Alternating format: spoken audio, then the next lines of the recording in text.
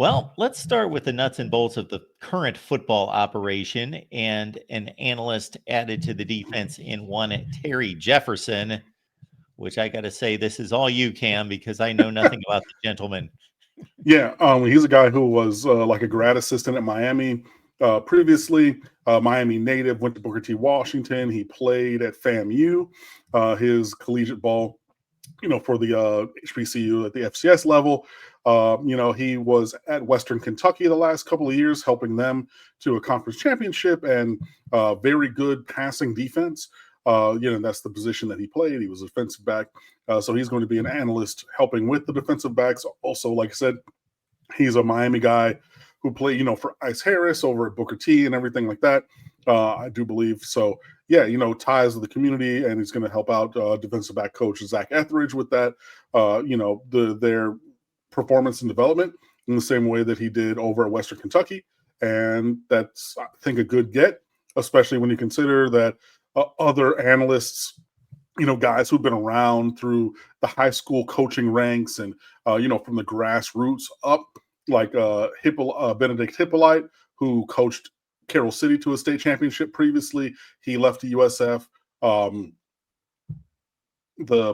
Edwin Pata, Brian Pata's brother, who's from here, played here, coached here, all these things. He also has moved on to USF. So two of those like foundational grassroots guys, like maybe not your superstar coach, but like a guy who's, from the neighborhood, superstar player, coaching, connections, family, all of those things. You lose two of those guys in Hippolyte and Pata, you bring back a Terry Jefferson, and that fills a necessary role on the staff because, you need your top, your named assistants, those who go out on the field and recruit and things like that. You need those guys to be great, but you also need that connection to community, man. Like you talk about all these guys, these recruits who have gone elsewhere and there's some who have stayed, and you talk about those relationships. You talk about connecting to the city of Miami, to the heartbeat of this, strength of the talent base.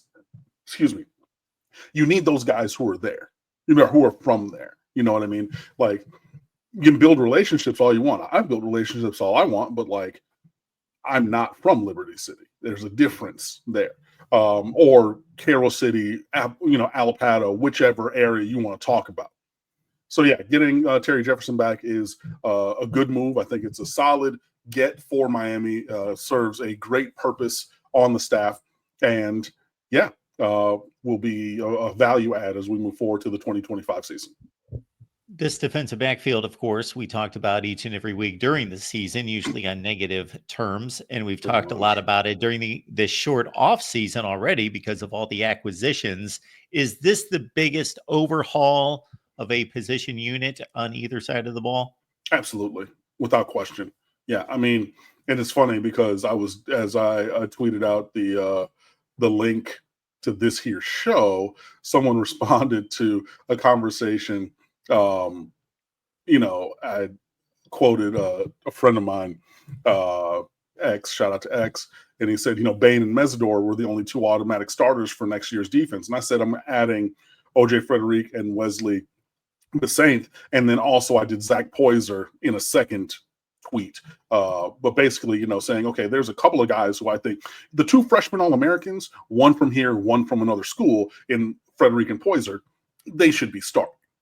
And then so he's like, well, yeah, I'm not saying. It's funny. People are now like dumping on OJ Frederick, runner up for ACC defensive back rookie of the year on defense, or rookie of the year overall, excuse me, and things like that. And I'm like, yeah, but you had to go get all these other guys to come in. You want to see what Jadis Richard looks like after his injury. You want to see what Damari Brown looks like after his injury that basically cost him the entirety of the season. And yeah, you're going to need to go get new dudes. And I think that that's 100% necessary. And I think, yeah, like we saw Miami overhaul the offensive line when Mario Cristobal got here. This is that kind of overhaul. You're going to only have one. I mean, it remains to be seen, obviously, because everybody's job is up for competition. But I would presume OJ Frederick starting, Damari Brown starting or top of the rotation, Jadis Richards somewhere in that 2 deep rotation, and then you're going to have guys who step up, hopefully, Zaquan Patterson into a larger role because he's a superstar in the mold of a Cam Kinchins, in the mold of a Jaquan Johnson from before, years gone by, these guys who can start 3 and 4 years. But yeah, this is a major overhaul, and it needed to be because that defensive backfield was terrible. Kim, we've had the conversations about the all-time status of this program at the various positional units where you can make a claim at almost every position for a fill-in-the-blank QBU, RBU on down the line. But when I think Miami football, historically and traditionally, I think speed, and I think what 2 positions bring speed first and foremost. Well, wide receiver is number 1 and defensive back is number 2. And for the Miami defensive backfield to be in the state that it was last year and lacking, and I know there's much more to it than just sheer speed and athleticism, of course, but that Miami should be at the forefront of defensive backfields, considering their history and the talent in the area and the brand.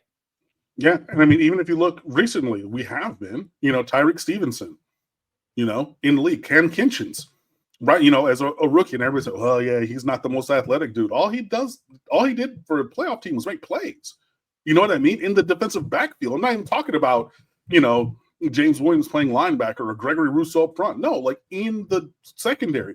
Deion Bush, shout out to him, playing with the Chiefs for yet another Super Bowl. You know what I mean? Like, there's got Rayshon Jenkins still making plays out there. I know that's something you're like, what? Yes, absolutely. So it should be. And everything that you said, I think, played a part in why Lance Guidry is looking for employment elsewhere. And, as we're doing the position recaps and State of the U awards and everything, I took it upon myself to write the worst unit of the year recap for the defensive backs. And I gave some pretty bad grades. I got some pushback on a couple because, for example, like Amish Powell, I think that the scheme he was playing let him down more than his individual performance. Like he did what his job was, but that job in the structure was exploited, if you will. So I gave him a little bit of a higher grade for what he did, as opposed to a Jaden Harris, who he was not up to snuff. He did not accomplish his, role and responsibilities and things like that. But yeah, I mean, it was piss poor.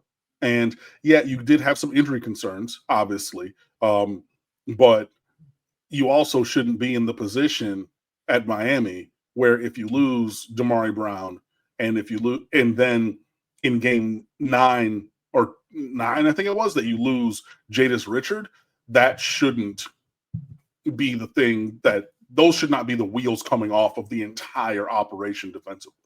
So yeah, I agree. Miami should be better on defense, especially in the defensive backfield. And that's why we have a new defensive coordinator straight up.